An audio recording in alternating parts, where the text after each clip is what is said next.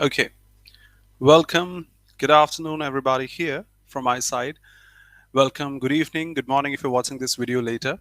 Let's start the session, another one on the parts of speech in English, which are supposed to be noun, pronoun, adjective, verbs, adverbs, prepositions, conjunctions, voice, and narration also in this list. We will study in a different video. On the last one, we discussed nouns completely. We did discuss pronouns, I would say a half of that. We'll resume that forward, but let's start with the most important topic in English or in any language that they say is verbs. I start the session now. In case you have any difficulty in between the session, after the session, you can drop your doubts in the comment section. Either me or my assistant will answer them shortly. Resuming this, and yes, before that, I must say you must have grammar, you must have vocabulary, you must have reading skills, and the sheer practice of all these things make us or helps us getting selected or get selected in examinations. Okay, let's start with the auxiliary verbs first, then we'll head on to the advanced part of verbs. Welcome, good afternoon. Hey dear. So verbs, I think all of us know, denote action, but verbs also denote state at some level. The basic definition of verbs is they denote action, but they do denote state as well. Just like he killed his friend, that's an action. He goes to school, an action. She's beautiful, not an action. Someone stole his bag, an action. But when I say, how are you? I'm fine. When I say I'm fine, it's not an action. When I say she's beautiful, not an action. Yes, I have a pen. It's not an action. When I use my pen, I'm writing with my pen, that's an action. But I have a pen does not show any action. Say when I say Delhi is the capital of India is not an action that we mug up like verbs denote action in that way. Narendra Modi is the capital of is the I'm sorry, Prime Minister of India. In this case, it is not showing any action. I belong to India. I know him. I trust you. I hope. I think. I believe. They do not show any sort of action happening or will happen something such. So yes, basically they are playing in the garden, he's coming, she's dancing, they show action, but sometimes verbs denote state as well. The mental one, not the physical one, we can say.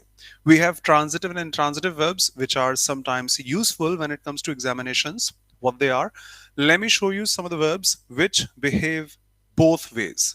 They are transitive, that means they need an object. Think about all these things logically, don't mug them up. Transitive verbs are the ones which need an object to complete their meaning. Intransitives, I'm sorry, whoever is calling, I can't pick your phone up. I'm sorry. Whereas intransitive verbs are the ones which do not need any object to complete their meaning. Transitive verbs need an object to complete their meaning. Intransitive verbs do not need any object to complete their meaning. For example, just one example from my side. If I say I killed, there must be someone I have killed. I invited. There must be someone I have invited. I ordered. There must be something I have ordered. So these verbs need an object to complete their meaning. If I say I killed, full stop, it's not complete because it needs an object. If I say I invited, who did you invite? You have to mention. I ordered, what did you order? You need to mention. So they are transitive verbs in English. But why are you smiling? He is, she is smiling. In this case, this sentence itself is complete. We need not put an object after smiling, like he's smiling me, I was smiling him, we are smiling them. No need of that. Time flies by. Wind blows. It goes on automatically. They do not need any object to complete their meaning. So that is a transitive verb. He killed someone. That's a transitive verb. He invited someone. We need an object after them. That's a transitive verb. I ordered something in that way. A number of verbs in English, but they are intransitive. They do not need an object. He's smiling. She's dancing. They are playing, and something such. But many verbs behave both ways. I speak Hindi, to be honest. And if I were speaking Hindi, I could have made you understand like this is that, this is that. In Hindi, we also use such words. Forget about that. In English, you can quite easily judge if the verb does not have an object, it is intransitive. If the verb has an object, that is transitive. Some examples, logical ones from my side, not the lengthy ones to make it complex, quite easy ones, subject, verb, and object in that way. See, I can fly. Say birds fly. Obviously, birds fly themselves. Nobody's going to push them forward, and they are not going to make something fly. They themselves fly. So I can fly, birds fly. It's an intransitive verb. It does not need an object, it doesn't have an object. What were you doing last night on your roof? I was flying kites in the sky. I was flying what? Kites in the sky. I can fly a plane. So when you have an object, it's a transitive one. When you do not have an object, it's an intransitive one. I hope okay. If not, can ask. We eat. What do you eat? Need not mention. That's a conjunction. So that we may live. Living what? Need not mention. That's an intransitive one. That's a transitive one. Eat here is intransitive. Come on, you're getting so thin. Eat and have live your life happily. So I'm not mentioning what you need to eat. You can eat anything, whatever you want. Not mentioning the object, that's an intransitive, so that we may live happier, longer. That way, no need of an object. Say the intransitive one. I'm eating lunch. I'm coming in 5 minutes. Now we have an object called transitive. Eating lunch, eating pizza, eating anything. And I'm going to live my life. Now it has an object that's a transitive one, that's an intransitive one. Say he's playing in the garden. In this case, the object belongs to the preposition in the garden, which is a place, they are saying. But what are they playing is not mentioned. Where is he? He's playing. He's dancing. Intransitive. But if I ask intentionally, what is he playing? He's playing cricket, hockey, badminton, volleyball, etc. This is a transitive one, has an object. Intransitive one doesn't have an object. Hey, sit down. In this case, you yourself have to sit down. This is an intransitive one. It doesn't have an object. That's an adverb. Sitting where? Sitting down, sit up, in that way. But where are the guests? Actually, I have sat them down in the hall. This is a transitive one. You are not sitting, you are sitting or making the guests sit. In this case, that's a transitive one. Of course, in examinations like bank or SSC or regulatory bodies, they're not asked directly that what's a transitive verb, say what's an intransitive verb, but they are useful in order to make their passive grab a sentence, understand its structure, and that way. I hope I had a clear picture. In case you didn't get anything, can ask. Let's talk about the three auxiliary verbs in English. The first one is be, the second one is have, the third one goes do. Objections welcome, please. The first one is be, which has five forms: is, am, are in the present tense, was and were in the past tense, been the third form, and being the fourth form, the ing form. These belongs to present, they belong to past. I hope we are quite comfortable with these. Is, am, are in the present tense, was, were in the past tense, be in the third form, be, ing the fourth form. Remember yesterday or the previous day, we had an example like it is they who started the war. Be does not take any object. Instead, it takes complement. What's a complement? To complete its meaning. Be does not take any object. That's why in written English, please trust me, in written English, they don't allow to write it's me, which is quite common across the world in spoken English. But I hope you remember, I taught this on the last turn. It is I. Be doesn't take an object. There is no action which will need an object, to be honest. Instead, it takes complement, something to complete the meaning of the verb. Like what? She is what? She was what? I am what? She is what? You need to complete these sentences. So the first one, drop it. The complements may be noun. I am a teacher. I'm a doctor. I'm a dancer. They may be nouns. She is my friend. Maybe a noun. She is Pooja. Fine. They may be pronouns, whether in spoken English you say it's me, it's a pronoun, the objective case. In written English you say it's I, that's a pronoun, again, the subjective case. You say she's beautiful. 99% of the times we come across be, is, am, are, was, were, taking an adjective after this. Remember, she's beautiful. Any example such? She's happy. She's sad. She's alone. She's rich. etc. These are the adjectives. Even when I teach in detail, we are in a hurry to finish all these things. I do mention this example, which we are quite comfortable while speaking. I'm sorry. I am sorry. All of you watching it live, watching it later, can check, can verify from official sources. I don't know you know this or not, but sorry is an adjective in English. although not the word which defines the quality and quantity of a noun coming after this, just like beautiful girl, rich man, etc. Sorry is an adjective. Why? Because it fits in this category. I am honest. I am rich. I am beautiful. For example, I am sorry. Trust me, sorry is an adjective. You can verify whenever you feel comfortable. They may be adverbs, she is here, they may be finite, non finite, or any sort of verbs in English. With the help of this slide, I would love to say one thing. English by default is an active voice if any of the structures is there. I am dancing, she is coming, they have invited me, I go to school, he came here, we will go to Delhi, etc. This be along with a third form is always passive.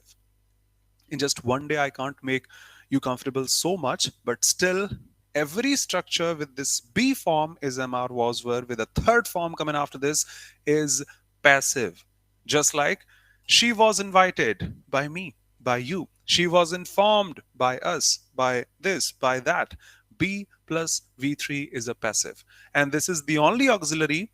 Do cannot do this, have cannot do this. Only be with a v3 transforms a sentence from active to passive. You pick any example. I eat an apple is eaten by me. He invited me, I was invited by him. He has completed the homework has been completed by him, and such. We have a session on voice and narration, we'll discuss this in detail, no problem. You can ask your doubts if you have any. So be doesn't take an object, be takes complement to complete its meaning. It generally takes an adjective, maybe an adverb, maybe a pronoun, maybe a noun, doesn't matter, as per the need of the sentence. And remember, be with a v3 transforms a voice from active to passive. I say this heartily, no show off, no overconfidence from my side, that any statement without a be and a v3 can never be in passive. The day you come across, drop me a message here. We will be happy to discuss. Okay. The same happens somehow with the have. It's a primary verb, main verb. It's an auxiliary verb, just like I have completed the task. That's a helping verb. They say auxiliary. And that's a main verb because we have a couple of verbs. They can help each other. But when I say I have a pen, I do not have any helping verb because there is no verb coming after this. So that's a helping verb, that's a main verb, but that's the only verb we have supposed to be the main verb. It creates the difference in terms of time and tense also. The first one belongs to present perfect. The second one belongs to present simple or indefinite, whatever you say. We will study time and tense in a different video. No problem. Step by step. I hope you're comfortable with this. I have taken dinner. Okay. I have eaten dinner and I have had dinner. I have completed dinner that way. So had is the same verb here. And after have, we have a third form because of which this have belongs to third form. So I have taken, I have eaten, I have had dinner. These are the present perfects. Say we transform these in past perfects. I had eaten, I had taken, I had had dinner, which is past perfect defining when you came home, I had had dinner. I had eaten dinner, taken dinner in that way. And do you have a pen? Yes, I have a pen. Do you have dinner? I have dinner. Yesterday you had dinner? Yes, I had dinner. This is the auxiliary. This is a helping verb and a main verb. This is the main verb here. Have by default takes a third form. Since I'm teaching the basics, I must mention this here. Any objection is heartily welcome. Okay. Moving ahead to do, which is another primary auxiliary. We have three in English: be, do, and have. Have discussed be, have discussed have. Let's discuss do, the third one. Have forms like do, the first form, second did, third done, doing the fourth form, and ses, the fifth form. I'm sorry, I forgot to mention. Have the first form, had the second form, had the third form, ing form, having, and this is have plus ses for a singular subject. This is do plus ses for a singular subject, like he does, she does, and such. This behaves the same, an auxiliary and a main verb also. That's why they say this primary and auxiliary. Main verb, helping verb that way. She doesn't know me. Do takes a V1, I think all of us know. This do takes a V1 after this. So she doesn't know me. A helping verb, do. Know is the main verb here. But when I say she has done the job, it's the auxiliary helping verb. That's the main verb. We use both. What do? A helping verb and a main verb that way. An auxiliary, a primary that way. Remember, in pre-examinations or sometimes in mains, I would say they mention this, which are free marks, I would love to say. It's already a past tense with the help of did. Need not transform that again in past. That is going to be what did you saw? No, what did you see? Free marks in examinations you come across. I am teaching the basics, so these are the tiny sentences. In examinations, we come across longer statements. I didn't told him, that's already a V2. The sentence belongs to past, need not mention V2 again. I did tell him or I did not tell him is the only possibility. Okay, so these were the auxiliaries.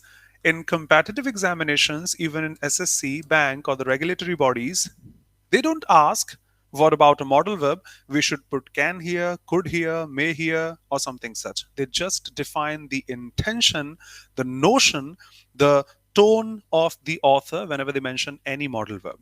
In a minute, let me mention all these. We use may and might to define three things. May I come in? Showing permission. May I come in? May I leave now? Permission. You may leave now. Formal communication. You use may. It may rain today. There's a possibility. It may rain today to show possibility. And may God bless you for wishings, prayers, and such. So may is used for possibility, for permission, and for blessings and such. And it becomes might in past tense. So may and might, I think we are quite comfortable with. Can and could to show ability. I can lift 100 kgs to show capability. And for objects, capacity. I think it cannot hold 2 liters of water. It, I think, can just hold 1 liter of water. Capacity of objects and capability and ability of human beings. I can cook. She can't cook. I can speak 5 languages and such. The ability.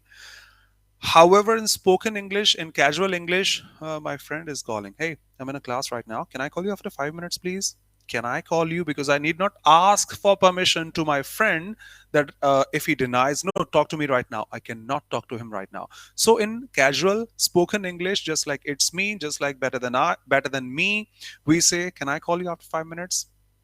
But when it comes to the formal tone, I'm talking to my boss, I'm talking to my seniors, my teachers, my elders that way.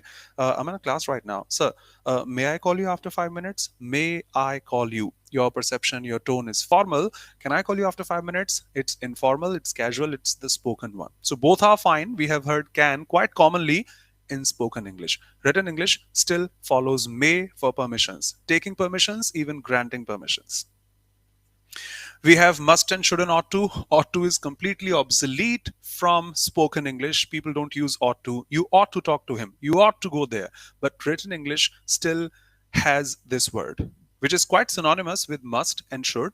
Must is used for 100% obligations. Like it's a 5 match series, for example. They have won 2, we have won 2. Now that's the final game in the series. If we lose the series. It's a must win situation for us. We have to win this game at any cost. That's a must win situation. So where we use must. Should is used for suggestions. I think you should buy this from Flipkart, from Amazon. That's my suggestion. No, it's not that obligatory or mandatory.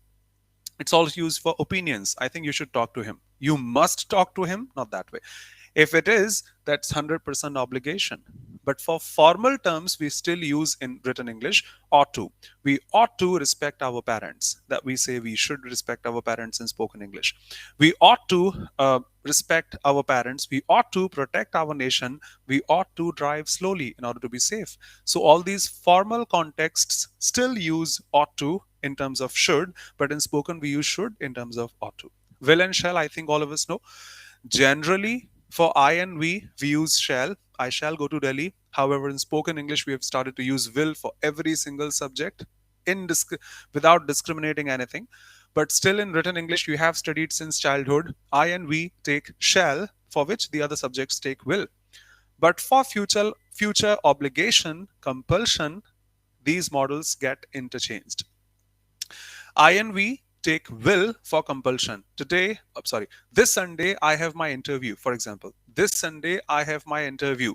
I shall go to Delhi. I'll better say I will go to Delhi. That's my determination. But for shopping, I shall go to Delhi.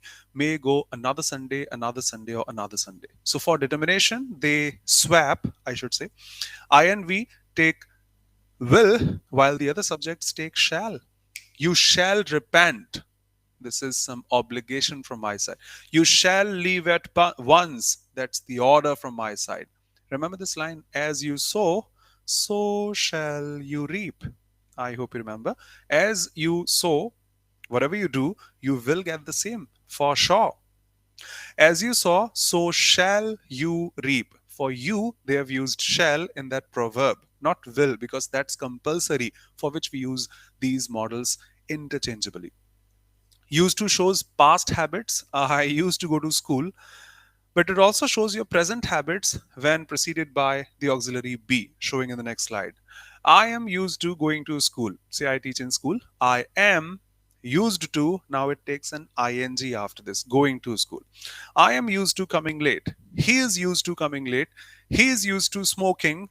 He is used to, he still does that, smoking. She is used to telling lies. Yes, it takes an ing after this. She's fond of telling lies. She still tells lies in that way. We have would, three things. For used to, synonymous of the past events. We would go to school when we lived there. We would go for a walk. We used to go for a walk when we were there, etc. Would is also the past form of will. You didn't call me yesterday. If you had called me, I would have helped you. If you had invited me, I would have gone. If you had asked me, I would have given my opinion and such. So past form of will goes would, but there's another one. To show politeness, to show requests, we also use would. Sir, uh, I will like to say something. Not I will like to say something. Sir, I would like to say something. I would like to join you. You have come here for the first time. So, what would you like to have? What would you like to have? Not what will you like to have. The same happens with could as well in present tense. Could you bring me a glass of water, please? Would you bring me a glass of water, please?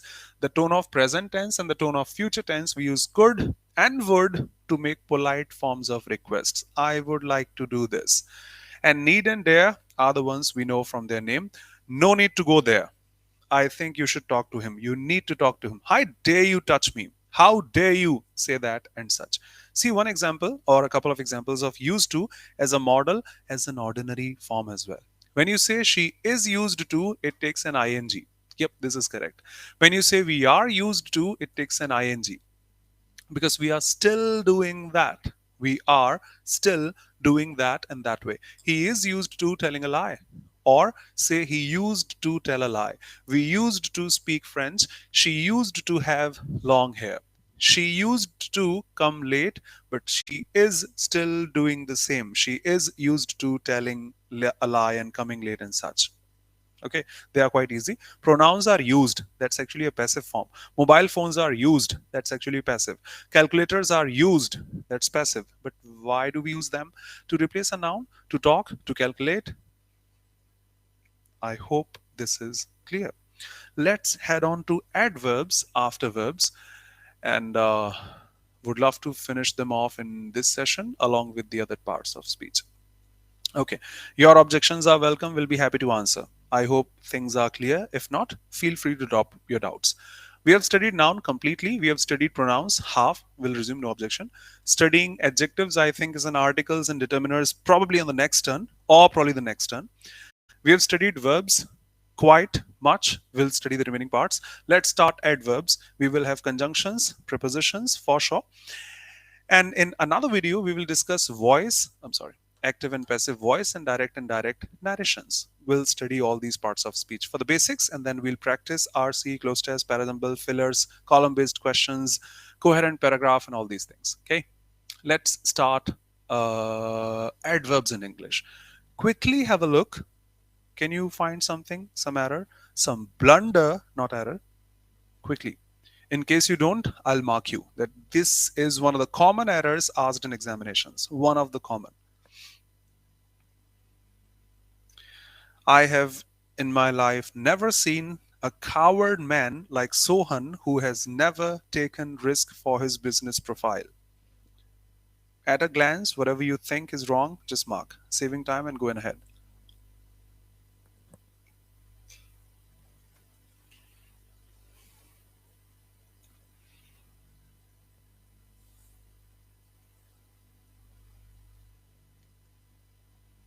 Just to mark, not to judge you.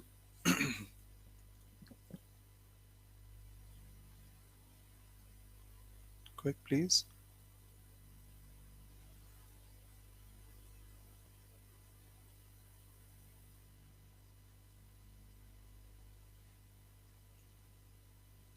You too are correct. That's actually rephrasing the sentence. In my life, I've never seen such a man. Fine. I have, in my life, to be honest, never seen such a man. Both ways, it is fine. It is not going to be wrong. See, in case you do not know, do know, do know, please. The first thing is no such word exists in English. I hope you know, no problem. Uh, that's the perception, hey dear. That's the perception. You have never taken any risk. You do not take any risk. That's the perception of the author. Both ways it is going to be fine. Now, see this. The first thing, one of the common errors, or probably from the chapter of adverbs, the most common error in English is use of fastly. It doesn't exist. I repeat, it doesn't exist. There is no word in English called fastly. So if you come across any sentence in error detection and sentence improvement where the word fastly belongs, drop it. That's the blunder, to be honest. And the second thing is, coward is a noun in English. Coward is a noun in English. None, but cowards are afraid of fighting. It's a noun, it can take an SES. Boy, boys, girl, and girls in that way. Okay, I don't know your age and what, but have you watched this cartoon, Courage, the Cowardly Dog, back from 2004, 2006? If you have, Courage, the Cowardly Dog. People who have, just drop a yes so that I can make you understand quite easily. Courage, the yes, sir. Thank you. Thank you. If you have even heard of that, let me show Courage, the Cowardly, some nostalgia, dog. Okay. So grammatically, we have dog, which is a noun for sure. And any word which modifies a noun is supposed to be an adjective. Beautiful girl, honest person, rich man. So from this example, in case you are comfortable, remember cowardly is an adjective in English, which at a glance, you speak Hindi, you speak Tamil, Telugu, Punjabi, Marathi, doesn't matter. In Hindi, I speak Hindi, so we get quite comfortable while using the words. In English, grammatically, that's an adjective. Coward, on the other hand, is a noun. So the mistake was, or say the blunder was, we are using a couple of nouns here. An adjective should be there to modify the word, to modify a noun. So that was a blunder. That was a blunder. I have, to be honest, never seen. I have, in my life, to be honest, never seen a coward man. Man is a noun. Coward itself is a noun. We can't have two nouns together. Put an adjective. I agree it sounds weird, seems weird, but you can verify. Cowardly by default is an adjective. So the blunder will be cowardly. I am teaching adverbs in detail, but you have gone through a couple of common errors in English. The two most common errors from adverbs: fastly doesn't exist. It's fast, whether as an adverb or as an adjective. And the second thing is cowardly, which seems like an adverb because we have ly at the end, is an adjective. It's not an adverb. Okay, going ahead. Adverbs are the ones which show, of course, they modify verbs. They show the way an action is performed. Hey, listen carefully. You have to listen to me, not casually. You have to listen to me carefully, the way the action is getting performed or is going to be performed. Please write carefully. Okay, you write like trash, huh? Write carefully. Listen carefully. Read the book completely. The way actions are. She writes beautifully. In this case, the way an action is performed. So he fought bravely. The way the action got performed. These are the adverbs of manner. Now, just to make contrast, I have written the same statement with different adverbs. He fought, he didn't fight here, he fought there. In this case, it is not showing any way the action got performed or action of manner or adverb of manner, I'm sorry. It is showing the place. So words like here, there, where, they show places. He didn't fight yesterday. He didn't fight today. He fought yesterday. This is also modifying the verb, but it is showing some sort of time. So words like today, tomorrow, yesterday, last week, last year, last month, and such, they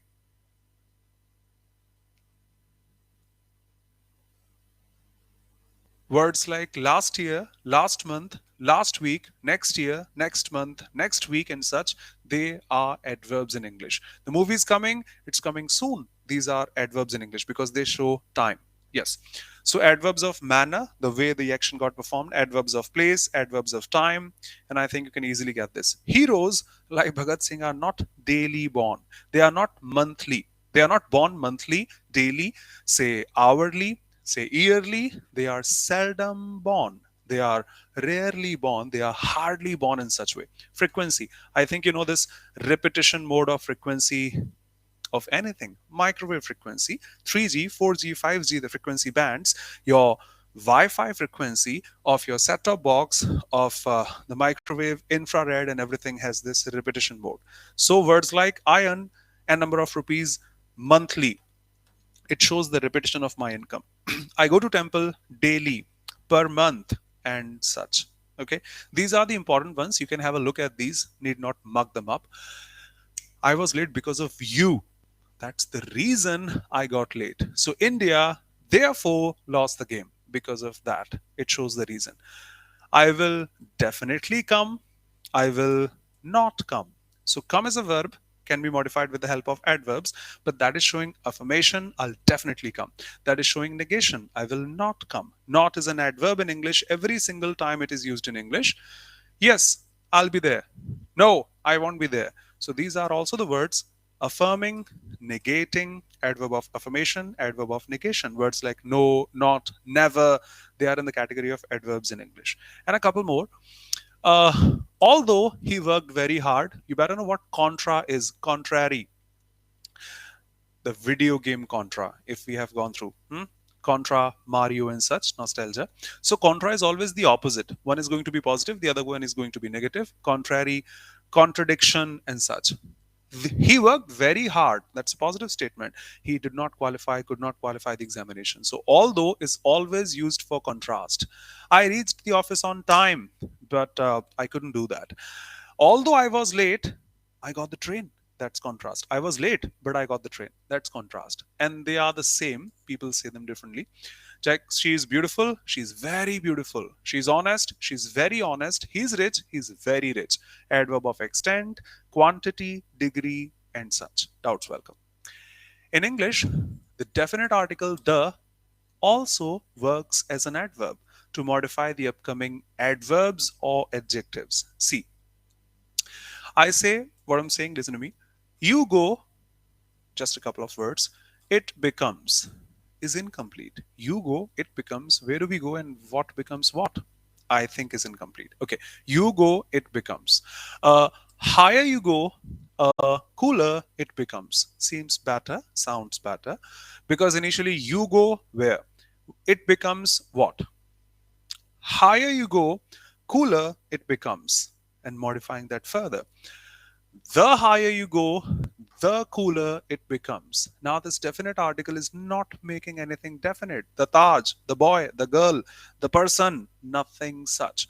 It's instead modifying the upcoming adverb. Why is that an adverb? Because that's modifying the verb go. So you go higher, and the higher you go, the cooler it becomes. I hope okay. Comparing a couple of sentences like they're directly proportional or indirectly proportional in that way. The more you save, the more you earn.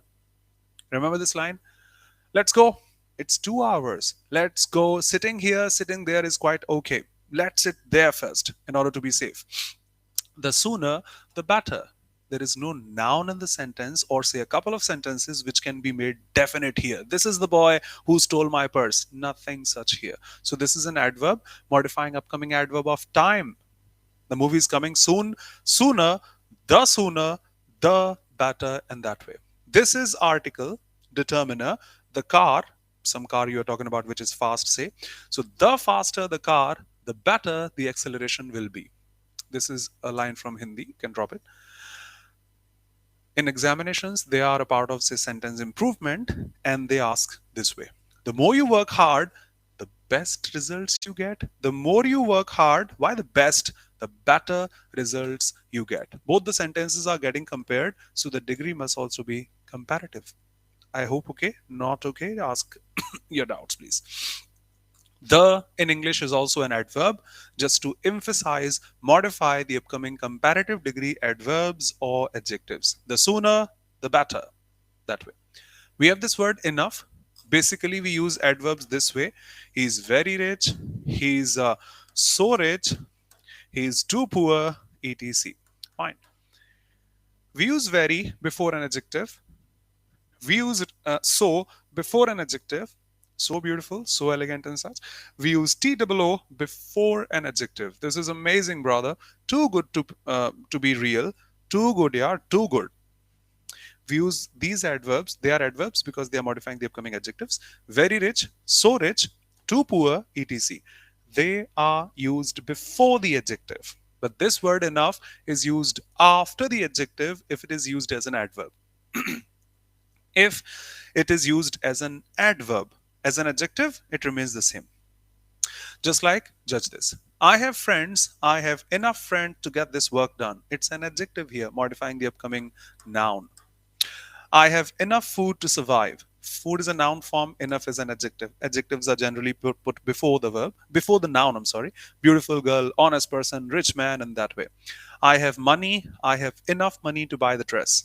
So that's okay to put adjectives before nouns. These are the examples of the word enough as an adjective. But they are wrong. You cannot say he is enough intelligent, although it sounds correct. I am enough mature, sounds correct. I am enough strong is wrong grammatically. He drives enough fast, nothing such. The word enough must be used after the word it modifies. It is not like very, so, true, and the other adverbs in English. So I think you have gone through this, or no problem. Just pay attention to this. You can't say he's enough intelligent. Intelligent is an adjective, mature is an adjective, strong is an adjective, fast is an adverb or a verb in English, or an adjective that way. They are used after the word it modifies. Grammatically, it is going to be he's intelligent enough, he's mature enough, he's strong enough, bold enough, rich enough, beautiful enough, fast enough, etc. The word enough must be used after the adjectives or the adverbs if it is used as an adverb. As an adjective, it's all used like the other adjectives. Do remember this distinction or variation, I would say. Okay. We have some adverbs which change their meaning, although both are adverbs. Hard is a positive one. Work hard in order to get qualified. This is an iron rod, for example, and it's so hard. It shows the presence. It shows work hard. Huh? He gave me a hard task to perform. But hardly, on the other hand, is totally negative. It's a negative word in English. Do not use not with this. I repeat, it's a negative word in English. Do not use not with this. If you come across hardly with another negative adverb, hardly nothing, hardly no one, it's not going to be correct. It's already negative. So he works hard, which is a positive tone. He doesn't study at all. He does not study at all. That means he hardly studies. Say 15 minutes a day, 20 minutes a day, it's not considerable. So say he hardly studies. That means he does not study at all. No, no, she does not know me. She does not know me. She hardly knows me. That's a negative statement. Remember, we must try to preserve the hard won freedom, not the hardly won freedom. We have made efforts. We have people who martyred their life. We have people fighting over for hundreds of years. Then we got the freedom. So it's not hardly, no chance. It's the hard won freedom. You should not waste your hard earned money. Hard earned money, not the hardly earned money. And bad habits die hard because they do not die quite easily. They take time, they exist, they stay, say, die hard. I'm a huge fan of Virendra Sehwag. I'm a die-hard fan of Virat Kohli in that way. So hard is a positive adverb showing the presence. Work hard. Hardly. I'll be there hardly in 2 minutes. I am there hardly in 2 minutes. That's a negligible amount of time, denoting the absence of something. Some verbs take an adjectives after them, not adverbs, because they don't modify themselves. They do not get modified, they modify the upcoming noun or pronoun. Let me show you with the help of examples. They say verbs of sensation like taste, smell, feel, appear, seem, sound. Words like be, we have studied in today's session, be does not take an adverb, it takes an adjective. She is beautiful, she is amazing, she is happy, she is sad, she is alone, and such. It shows the change in state. These are the abstract words, they are not the physical ones showing their practical implementation. Turn. Come on. 4 years ago, when you came here, you were so tiny. Now you've become so strong. He turned strong. I was kidding. Please don't get angry. Get angry. It takes an adjective because it shows your state, not the action somebody's getting something. So be, become, turn, get, grow. He grew strong. He was so tiny, but 4 years later, he grew strong. His change in state. I can make you happy. He made you sad. Remember? I can make you happy. He made me happy. She made me sad. Okay, you can prove me wrong. You can prove me wrong. That's not the way you are proving me, but you proved me wrong. I agree, I am wrong. These words take an adjective. Have heard this. 5 people shot dead. It's not the way somebody was shooting. Now, 5 people who were alive are now dead. So that's modifying the upcoming noun. 5 people now dead. 5 people shot dead. Not the way, the adverb of manner they were shooting dead and such. A kid was found alive amid the wreckage of the helicopter. Say, a kid was found alive. So that's not the manner it was found. He is alive. She is alive that way. They reflect back to the subject. The same happens here. Remember, sugar tastes sweet. Roses smell strong. Uh, Sounds good. Your idea sounds good. That means your idea is good. Looks good. Looking handsome. You are handsome. You are looking handsome. It's not the way you are looking at something in a handsome manner. No. And when you say sugar tastes sweet, the sweet, which is an adjective, is not modifying the verb. The way I'm tasting sugar, sugar is sweet instead. Roses are strong. Roses smell strong. So these words generally, and many words in English, after a verb take an adjective, not to modify or get modified. They modify the upcoming noun or pronoun. A kid found alive, not the way he, she was found. We have many words in English. This is interesting, which we have mugged up as prepositions, but they do behave as adverbs. A difference between, say, prepositions and adverbs in English. A difference between prepositions and adverbs in English. See, prepositions take an object. Prepositions, mind it, take an object after them. Where is he? He's dancing in the garden. He's dancing in the garden. In this case, this is a preposition because it has an object. Why are you standing here? Come in. Come in. In this case, this in is not a preposition because it doesn't have any object after this. Instead, it's the adverb of place. Come here. Come here. In the same way, come in. Sir, may I come in? Come in. In this case, it itself is showing adverb of place. So that's an adverb. He went in the house, into the house. It's a preposition because it has an object. Where? In the house, inside the house. The position where he is. The position where he is. Where is he? He went in. So in is an adverb, also a preposition. It's a preposition, also an adverb. See, the clothes are on the table, on the bench. This is a preposition because it has an object. On the table, on the bench and such. Come on. Move on, hang on, hold on. Now, in this sentence, for example, if I say, come on, man, you do not have any object after this on. Instead, and I should say, it is not even showing someone's position on something else. The keys are on the table. They are put on the surface of the table. Fine. But when I say, come on, nobody's on anything else. Turn the TV on. Nobody's on anything else, on any surface. Hang on, hold on, keep on. They are not prepositions. They don't have an object after them. They are adverbs in English. Here it is. The pen is on the table, a preposition. But turn the TV on. Come on, move on, hang on, hold on. That's an adverb in English. I was watching the stars coming out. That's an adverb because it doesn't have an object after this. The stars are coming out. They are coming in. Get out. Get out.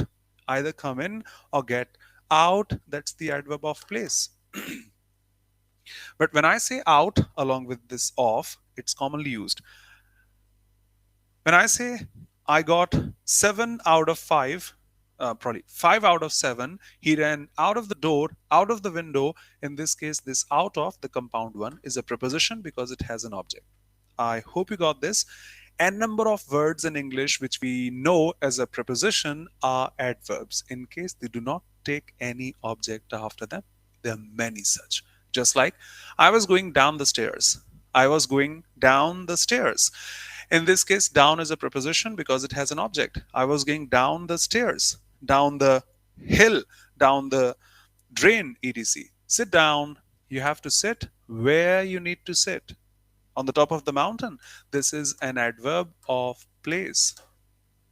Hold on a sec. I think somebody is standing outside. I think somebody is standing there. Somebody is standing outside. It doesn't have an object. It's the adverb of place.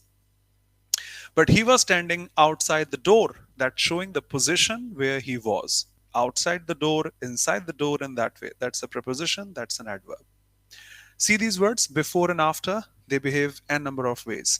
The train had left. I hope you remember this SVA structure. The train had left before we reached the railway station. Or say we reached the railway station after the train had left. Probably this way. Okay. So before is a conjunction here because it is adding a couple of sentences. Next topic is conjunction in next 2 to 3 minutes. It's a conjunction here adding a couple of sentences. He came before me. In this case, before is a preposition because it has an object. I think I've seen you before. I think we have met before. I think I have taught this before. In this case, I'm just mentioning time. We have discussed this before. We have met before in terms of time. So this is the adverb of time, not place. N number of words. I hope you got this now. N number of words in English which we mug up like a preposition, a conjunction, a fixed one can behave other ways as well. Okay, no problem. So let me clarify this one as well. Yep. Home is a noun. Home, sweet home, we know. Home is an adverb in English. Remember Spider-Man, no way home. If it is used after a verb, directly, it doesn't take any preposition. Adverbs don't take preposition. Come to here, come here. Listen to carefully, listen carefully. Watch at carefully, watch carefully. Adverbs don't take prepositions. So these are the standard ones. He came back home. Home is an adverb here. So after 2 years, I am going home. It's not the preposition which is needed because when you say go to Delhi, go to Bombay, go to Chennai, etc. In this case, Delhi is a noun, the name of a city. In between, I would love to say one thing. In just one day, I taught nouns and pronouns. In just one day, I'm teaching verbs, adverbs, and conjunctions. Hats off to all of you. Hats off to all of you for grabbing all these things. I am the one who has taught these thousands of times, so not an issue for me. I'm just speaking in a faster manner. But all of you, thank God, you are getting this. This is also commendable, to be honest. Thank you so much. Doubts welcome. Delhi is the name of a city, a noun for which a preposition is needed. Home is an adverb. No preposition intended. Then she returned home. Get your favorite pizzas delivered home. That's the place we can deliver your favorite pizzas. A line from Swiggy. What time did you get home last night? An adverb. Stay home. In American, they say stay at home. Both ways it is fine. But this is correct because we have, I hope you can discriminate, an adjective here. He went where? He went to his home. I am going to my home, his home, because of words like my, his, her. These are the adjectives. They take a noun after them. And now the preposition is all justified. No problem. I praised you that you're getting all these things. This is commendable. In case you're not, drop a word, we'll be happy. And the last but not the least slide, there are many words in English which have an ly at the end, but they are adjectives. Brotherly love, motherly love, fatherly love, friendly nature. The word cowardly belongs to the same category. That's a costly gift. You have a noun after this, costly. Deadly combination. Sachin and Sehwag, such a deadly combination. Virat Kohli and Gautam Gambhir, such a deadly combination. Earthly pleasures. Elderly couple. Costly. Image. Humanly. Resources. Hourly. Salary. Lonely. I'm feeling so lonely. You have a lovely voice. Manly. Miserly. Monthly shows time, so it behaves as an adverb as well. Quarterly. And such. Do remember, cowardly and miserly. They are adjectives, not adverbs. Okay, going ahead. Thank you so much. Let's discuss some conjunctions in English. Before which, let me teach something interesting in case you do not know. Adverbs modify verbs basically. They do not modify nouns and pronouns. So please pay attention or discriminate all these sentences. If I say he hardly studies, this is grammatically correct because this adverb has a verb after this. He studies, he sometimes studies. He hardly studies, which is a negative adverb.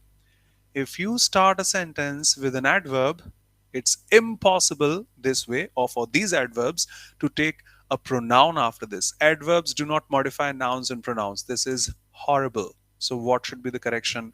They call this inversion. Inversion, see, everyone, you see, a boy is waiting for you there. A boy is waiting for you. We write sentences in English this way. I am waiting for you. He's waiting for you. She's waiting for you, and things like that. A boy is waiting for you. A fan is not working. A city is there where we do this and that. A boy is there. He is. I am dancing. She's coming and such. Fine. Subject, and then the verb coming after this. Just putting an adverb before this. And you know this since childhood, haven't you?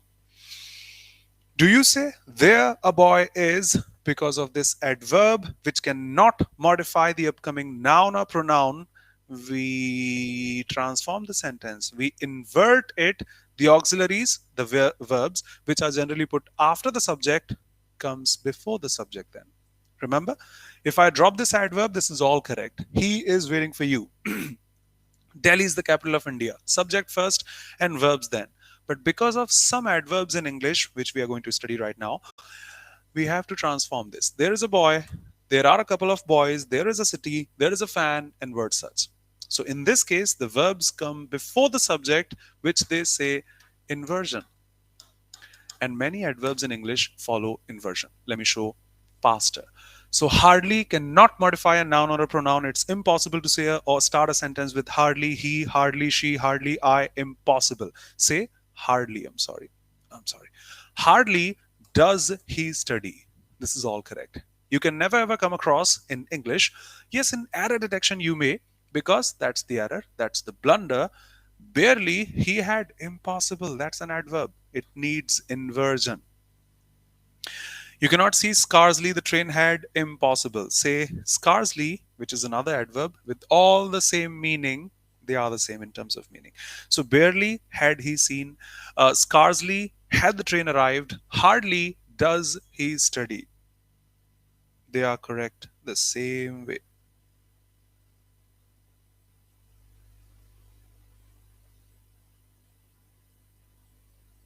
Okay. Objections welcome. Same happens here. Soon, which is an adverb in English. The movie is coming, it's coming soon. The comparative degree goes sooner. No sooner, another adverb, cannot modify the upcoming noun or pronoun.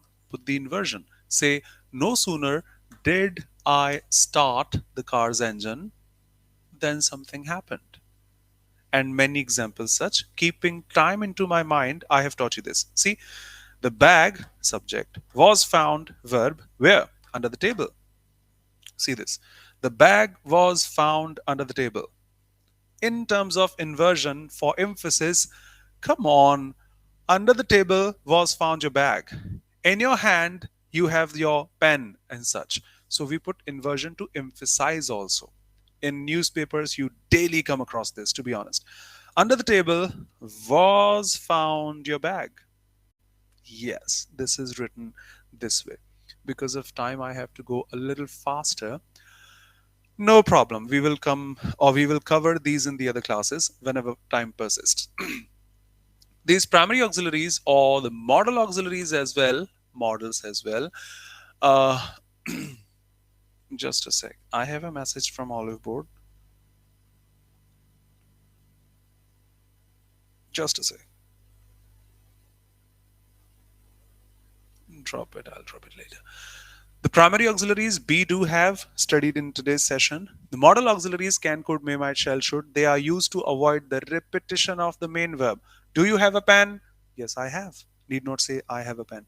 Can you swim? Yes, I can. Need not say I can swim. Did you inform him? Yes, I did. Need not say I did inform him in that way.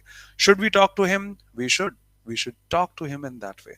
And for this purpose, we use the adverb so to avoid the repetition of the main verb. You know, my younger brother plays cricket, and so I do. When we speak Hindi, I speak Hindi. Subject comes first and verb comes then. Not happens in English. This is an adverb. Remember? So rich, so beautiful, so innocent, so honest. And adverbs, in the same fashion, do not modify the upcoming nouns or pronouns. They take inversion. These are pretty standard structures. I do not know you, can't even judge you, never ever don't want to judge you, but still, in case you do not know this, they are pretty standard. They are pretty standard. In case you know, all okay, you know them. It goes, so do I. You have completed the homework, so have I. And you think you are very smart, so am I.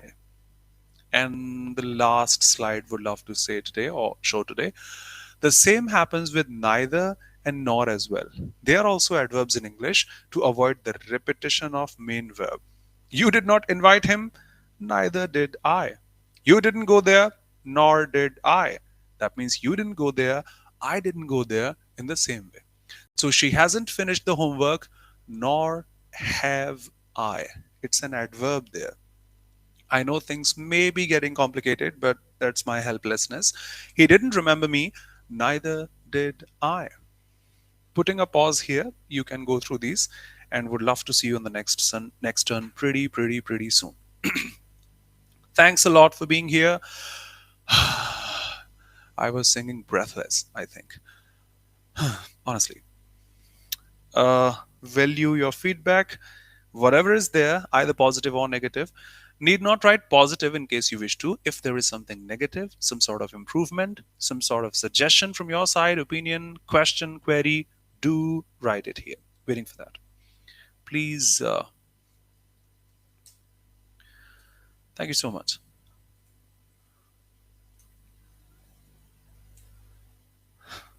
For next 30 seconds, if there is anything.